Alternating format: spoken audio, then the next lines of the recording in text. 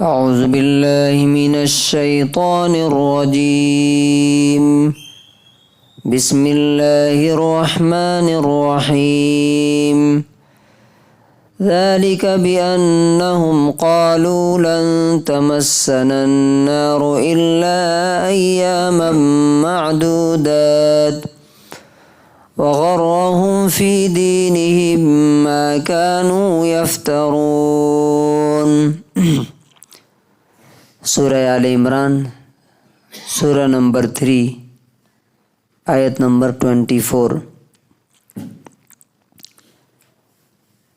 ایسا اس لیے ہے کہ وہ کہتے ہیں کہ جہنم کی آگ تو ہمیں چھو نہ سکے گی، ہمیں ٹچ نہیں کرے گی، اگر کرے گی بھی تو کچھ دنوں کے لیے. اور انہوں نے اپنے دین کے بارے میں جو غلط خیالات بنا رکھے ہیں اس نے ان کو دھوکے میں ڈال رکھا ہے.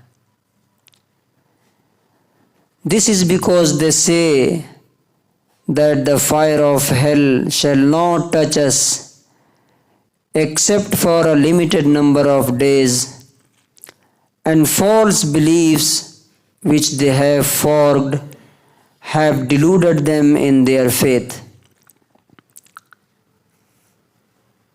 یہ کن کی بات ہو رہی ہے یہاں پہ؟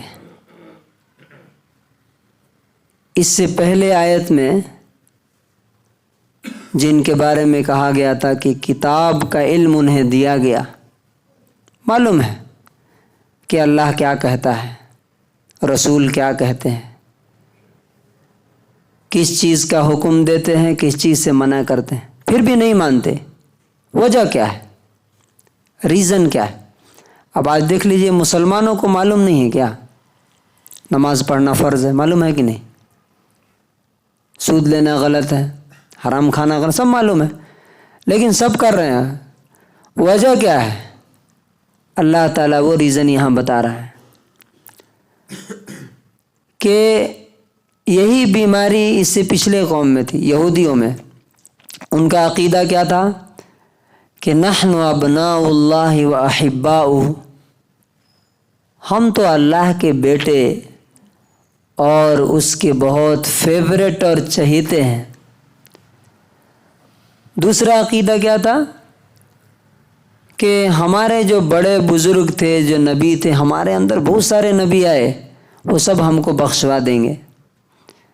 اور تیسرا یہ تھا کہ اگر سپوز کیجئے کہ ہم جہنم میں گئے بھی تو 30-40 دن رہ کے پھر واپس آ جائیں گے. اب آپ بتائیے کہ کیا یہ عقیدہ مسلمانوں کے اندر آ گیا ہے کہ نہیں؟ مسلمانوں کے اندر کیا خرابی آئی ہے؟ چونکہ نبی صلی اللہ علیہ وسلم نے کہا تھا کہ تم یہود اور نصارہ کے پیچھے پیچھے چلو گے، انہوں نے جو کچھ کیا وہ سب تم کرو گے، تو نتیجہ کیا ہوگا؟ جس طرح ان پر خدا کا عذاب آیا اسی طرح سے تمہارے اوپر بھی آئے گا. پہلا بگاڑ کہاں سے ہے مسلمانوں میں؟ ہم تو نبی کے محبوب کی امت ہیں. دیکھیے آپ دعا میں لوگ مانگتے ہیں، اے اللہ ہم چاہے کچھ بھی ہیں، چاہے ہم جو بھی ہیں، تیرے نبی کی امت ہیں، تیرے محبوب کی امت ہیں، مجھے معاف کر دیجیے. ارے بھائی، اگر خالی محبوب کی امت ہونے سے معاف کر دیا جاتا تو پھر جہنم بنانے کی ضرورت کیا تھی؟ یہاں نبی صلی اللہ علیہ وسلم اپنے بیٹی کو بول رہے ہیں کہ فاطمہ لا اغنی عنک من اللہ شیئا، میں خدا سے تم کو نہیں بچا سکتا ہوں. نبی اپنی بیٹی کو بول رہے ہیں، باقی لوگوں کو تو چھوڑ دیجئے. دوسرا غلط خیال کیا مسلمانوں میں آ گیا؟ وہی جو یہاں پہ ہے، جہنم میں جائیں گے تو پھر نکل کے آئیں گے. دیکھیے گا آپ اکثر مسلمان جاہل کیا کہتے ہیں، ٹھیک ہے جہنم میں گئے تو پھر واپس آئیں گے نا.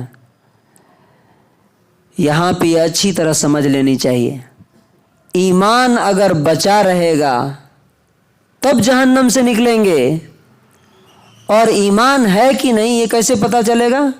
یہ قرآن میں ہے. فار ایگزامپل اگر ایک آدمی نماز چھوڑتا ہے تو قرآن حدیث میں ہے کہ وہ کافر ہو جاتا ہے، وہ مسلمان نہیں رہتا۔ حدیث میں ہے نا صاف صاف، من ترک الصلاۃ متعمدا فقد کفر، جو جان بوجھ کر کے نماز چھوڑتا ہے وہ کافر ہو گیا۔ تب وہ کافر ہے تو جہنم میں جائے گا، تو نکلے گا کہاں سے؟ پھر اسی طرح سے دوسری جو سب سے اہم بات ہے، آپ سوچئے کہ شیطان کس طرح سے دھوکہ دیتا ہے۔ اگر میں آپ میں سے کسی سے کہوں یا آپ مجھ سے کہیں کہ میں 5 منٹ کے لیے آپ کی جسم میں آگ لگا دیتا ہوں، 5 منٹ کے لیے، صرف نہیں 5 منٹ چھوڑ دیجئے، 1 منٹ کے لیے، کیا کوئی آدمی ریڈی ہوگا؟ نہیں، 1 منٹ کے لیے چھوڑیے۔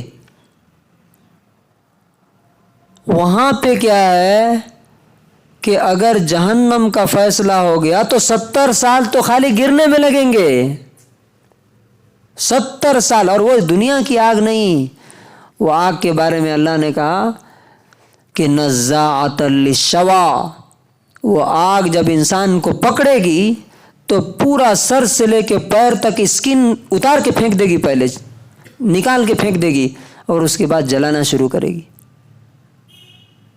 اور کہاں تک جائے گی؟ گوشت کو جلا کر کے، ہڈیوں کو جلا کر کے دل کو پکڑ لے گی اور دل کو جلائے گی۔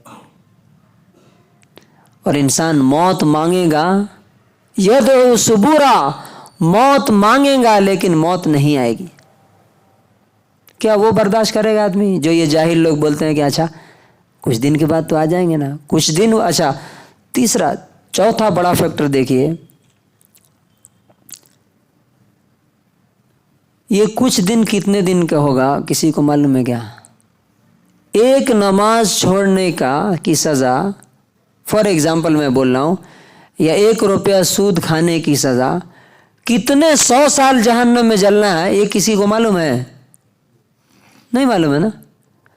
پھر کیسے پتہ چل سکتا ہے کہ جائیں گے تو کچھ دن ہی رہیں گے؟ تو یہ جو چیزیں ہیں نا، اللہ نے کہا وَغَرَّهُمْ فِي دِينِهِمْ مَا كَانُوا يَفْتَرُونَ، جو جھوٹے خیالات اور عقیدے انہوں نے بنا رکھے ہیں اپنے دین کے بارے میں۔ اچھا، ایک اور لاسٹ پوائنٹ کیا ہے؟ اچھا، یہ حضرت بچا لیں گے مجھے۔ بہت لوگ بولتے ہیں حضرت میں آپ کا دامن تھام لوں گا۔ میں بولتا ہوں بھائی میں کدھر جاؤں گا مجھے خود ہی پتہ نہیں ہے، میرا دامن تھام کے تم کہاں جاؤ گے؟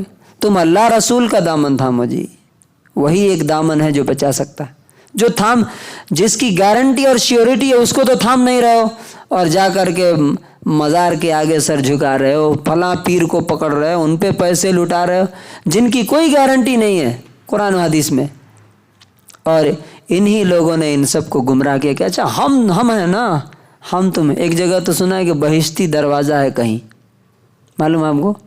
بہشتی دروازہ ہے ایک جگہ، کہ اس کے بارے میں کہ جو آدمی اس سے جا کے ایک بار اس میں سے گزر جائے گا وہ جنت میں ضرور جائے گا۔ وہاں اتنی بھیڑ رہتی ہے، اتنی رش رہتی ہے کہ بہت سے لوگ مر جاتے ہیں۔ یہ پاکستان میں شاید کہیں ہے۔ یہ ہے جھوٹے اور غلط بلیفز۔ تو کنکلوژن اور خلاصہ کیا ہے کہ ہمارا عمل ہے جو ہمیں یا تو جنت میں لے کے جائے گا۔ قرآن نے صاف صاف بولا نا، فَمَنْ ثَقُلَتْ مَوَازِينُهُ فَهُوَ فِي عِيشَةٍ رَاضِيَةٍ، نیکیاں زیادہ ہیں جنت ملے گی۔